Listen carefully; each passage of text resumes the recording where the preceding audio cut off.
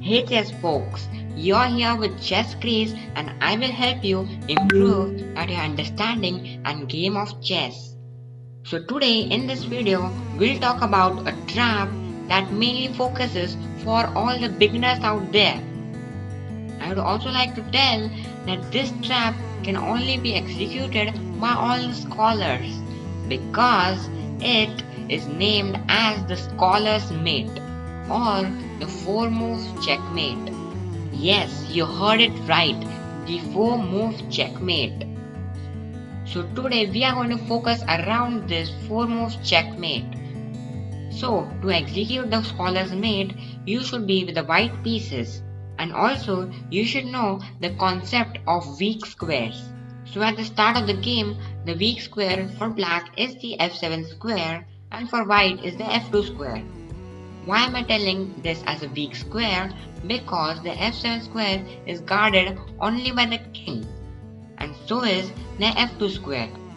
So with this concept in mind, let's move on to the scholar's mate. It starts from a move order 1 e4, e5 and a surprising move that is queen to h5. You would have heard that we should not bring our queen too early. We should develop our knights, bishops, castle and then take out our queen. But in this trap, we are going to ruin this rule because we are going to be very greedy out there. If you notice that we are attacking the f7 square with our queen right here. Many opponents respond with knight to f6 because they don't like the queen sitting in their territory. But this is a blunder as we pick up this free pawn. So to note that at this point we also attack this pawn right here. So moves like knight to f6 or g6 that most of the opponents will play will ruin this pawn. And also you will get a cherry on top of the cake if the opponent plays g6 because you will not only get the pawn but also this is a double attack, it's a check and in the next move you'll win the rook and also you'll move on to win the game. So we know that moves like knight to f6 or g6 are bad right here. But then what to do? Many of the players just develop their knight to c6 so as to protect this. Not a bad move. This is the best move in this position. Also, we can go d6 at this point. In both the cases, let's pick up knight to c6. Then white will continue with the following move, that is bishop to c4, putting pressure on this f7 square with the bishop as well as the queen. Now, at this point also, many of them just blunder and go for development. But this is not right. We should look upon the attack first and then go for development. Because here, black just blundered his king. Because queen to f7 is just a lovely checkmate. And if you count, it's just a four-move checkmate. Because the queen is protected from the bishop right behind. Isn't it amazing? 70% of the players have fallen for this and I hope you will also execute this many of the times in your game.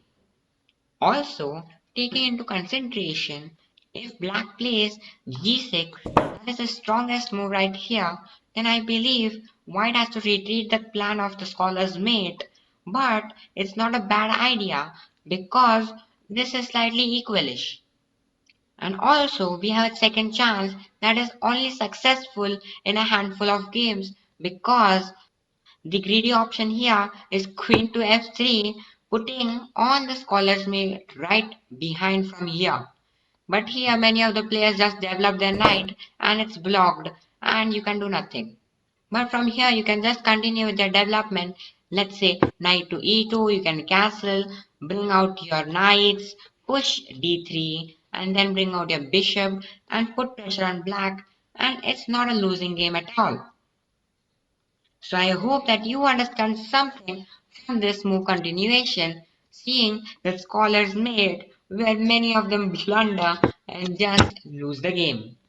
I would love to read comments in this video that if you have ever played the Scholar's Mate, or you have ever fallen for the scholar's mate, because of course I have done it, and most of the player has suffered from this, as this came between our stepping stone to progress.